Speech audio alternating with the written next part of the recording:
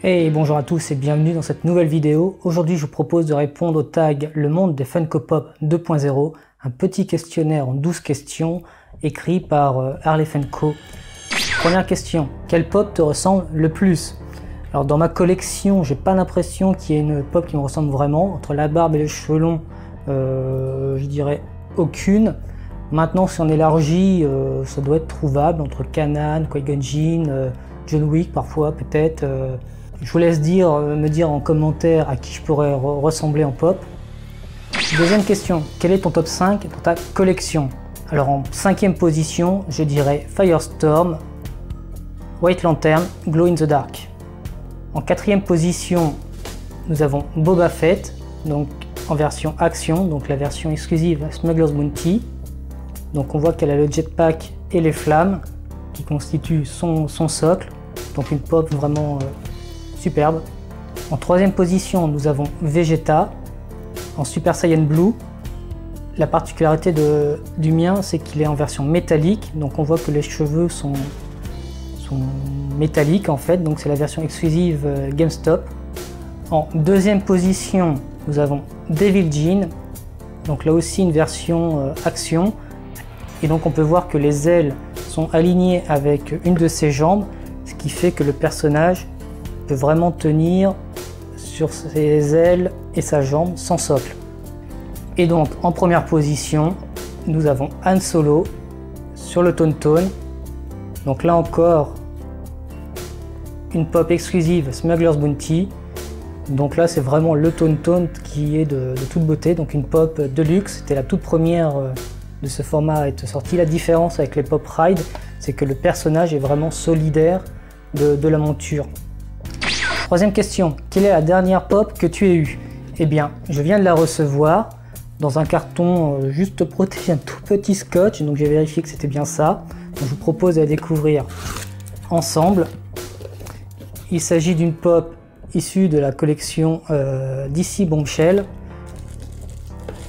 Et donc le personnage, c'est Katana. 4e question, quel est le personnage dont tu possèdes le plus d'exemplaires? Eh bien, pour ma part, il s'agit d'Harley Quinn. Je possède la version extraite du film.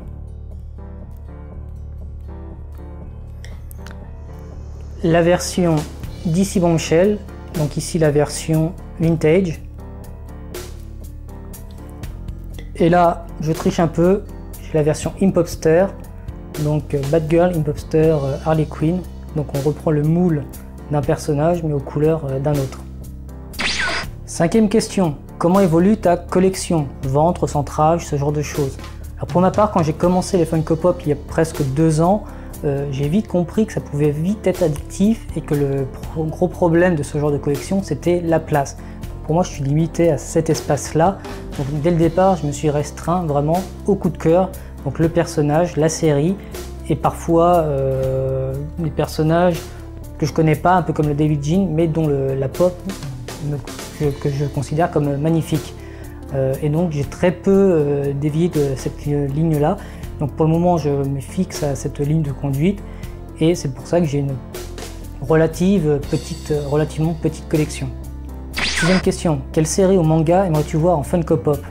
Alors là, il y a vraiment plein de licences qui sont déclinées en pop. Je ne suis pas sûr de savoir tout ce qui est fait ou pas fait. Une des licences qui n'est vraiment pas faite, c'est Stargate. Là, à mon avis, il y a vraiment moyen de décliner en pas mal de personnages. Entre les membres de SG1, les Goa'uld, tout ça, il y a vraiment de quoi faire. En manga, je dirais JoJo's Bizarre Adventure. Mais là, ça risque d'être compliqué de voir débarquer parce que la série est très vieille, elle a commencé il y a très longtemps et elle est moyennement connue. Vraiment au-delà du Japon, je suis pas sûr que beaucoup de monde connaisse la série parce que c'est une série vraiment très longue et donc le nombre de volumes peut vraiment rebuter les lecteurs se lancer dessus. 7e question. Dans ta série préférée, qui aimerais-tu voir en Funko Pop? Alors, série préférée entre les Star Wars, les DC, à mon avis, il y a vraiment beaucoup de personnages qui ont été faits. Je crois qu'on a presque fait le tour. Donc, je suis pas sûr qu'il leur manque beaucoup. Ou alors, c'est vraiment des personnages secondaires. Peut-être que dans les Dragon Ball, il y a peut-être de quoi faire. Je pense à Gotrunk ou Gogeta. Un Gotrunk en Super Saiyan 3, ça pourrait donner, donc je vais dire Gotrunk. 8e question. Quel est ton top 3 Pop Rush Guide, donc en valeur? Donc il s'agit d'un site qui référence les cotes des pop basées sur les ventes d'eBay aux États-Unis, donc pas forcément représentatif de la valeur en France. Donc en 3e position chez moi, on retrouve Han Solo sur son Tauntaun, coté actuellement à 38 $. Donc c'est une pop qui vient d'une Smuggler's Bounty, donc très facile à obtenir aux États-Unis. Donc c'est pour ça que la valeur est très faible, alors qu'en France déjà il faut la rapatrier via Shipito, ce qui coûte très cher. Et vu qu'elle n'a pas encore été, comme les premières pop, vendues en magasin, notamment Micromania, c'est peut-être une pop qui coûte beaucoup plus cher en France.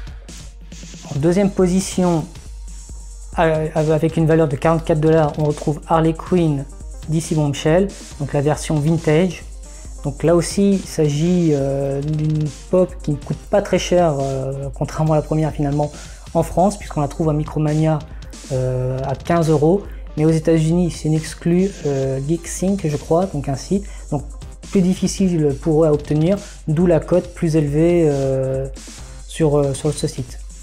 Et en première position, avec une valeur de 75 $, on retrouve Beerus, donc le dieu de la destruction. Donc la version classique. J'aurais bien aimé avoir la version métallique, je suis un fan des versions métalliques, mais je n'ai pas réussi à mettre la main dessus. Donc je me suis contenté de la version classique et bizarrement elle cote là aussi assez cher. Visiblement, même aux États-Unis, elle doit être difficile à obtenir. En France, on l'a trouvée à Micromania à 15 €. Donc comme quoi, il ne faut vraiment pas tenir compte forcément de la valeur de ces sites-là. 9e question, quelle est la pop qui a le moins de valeur? Donc dans ma collection, j'ai plusieurs pop qui tournent aux alentours de 7 $, enfin 7 $, et j'en ai une seule à 6 $. Il s'agit du collectionneur. Donc une pop que j'ai obtenue dans la Nerd Block Summer Blowout. Donc c'était une box de déstockage en fait, éditée par Nerd Block. C'était bizarrement de toutes les Nerd Block que j'ai testé, j'en ai pas testé tant que ça. Celle qui m'avait le plus convaincu, donc c'était un déstockage, notamment parce qu'il y avait cette pop, même si elle coûte pas très cher. 10e question, elle n'existe pas, mais tu en rêves. Alors on parlait de Stargate tout à l'heure, et ben je rêve d'un Teal'c, d'une pop de Teal'c en mode Jaffa, donc en costume, et pourquoi pas avec le casque. Ça, ce serait vraiment une très belle pop. Sinon dans les mangas, je parlais de JoJo's Bizarre Adventure, donc pourquoi pas Josuke ou Jotaro. 11e question, combien as-tu de Funko Pop? J'aurais bien vu cette question un peu plus haut dans le questionnaire, mais elle est en 11e position, donc j'ai actuellement 46 pop. 12e question, as-tu d'autres produits de chez Funko? Dorbs, Ikari, Mopids? Alors quand j'ai vu la question, j'étais surpris, je me suis dit non, j'ai pas grand chose, mais en fait en y réfléchissant, j'ai plus de produits que je pensais au départ. Puisque en commandant des box, que ce soit la Smuggler's Bounty ou la Legion of Collector, donc en tout j'ai commandé 7 box, et bien j'ai reçu plusieurs t-shirts.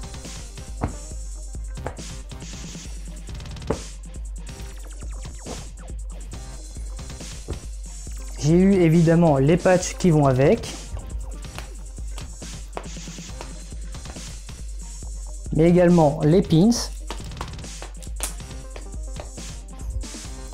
Ensuite j'ai eu d'autres goodies. Alors j'ai pas eu de d'Orbs ni de Ikari, mais j'ai eu une mini Ikari. Les Mopies, alors je ne sais pas ce que c'est, mais je n'en ai pas. Mais j'ai eu une plush, alors comment ils appellent ça? Oui, une plush. J'ai eu également un tour de cou. J'ai eu un stylo avec une mini tête, avec un mini personnage pop. En commandant sur Shark Punch, j'ai également eu un bundle avec des mini pop, hein, je crois que c'est comme ça que ça s'appelle. Une paire de chaussettes Star Wars. Et enfin, mon item préféré, c'est la toche, donc une tasse moche. Non, je déconne en disant que c'était mon item préféré parce que c'est clairement de loin le truc le plus immonde que j'ai actuellement à l'image. Donc ça fait quand même pas mal de petits goodies de chez Funko, en plus des pop. Et question bonus, à mon avis, dans ma collection, quel pop aimerait obtenir Harley Co? Alors je connais pas toute sa collection, je crois qu'elle fait quelques Star Wars mais qu'elle n'utilise pas Chipito. De ce fait, je pense pas qu'elle ait le Tauntaun, donc je pense qu'il s'agit de Han Solo sur son Tauntaun. Et c'est tout pour ce questionnaire, j'espère que vous avez aimé mes réponses. Vous pouvez retrouver les questions en commentaire pour y répondre vous-même, soit en vidéo, soit en commentaire. Si vous avez aimé, n'hésitez pas à partager cette vidéo. Et sur ce, je vous dis à bientôt.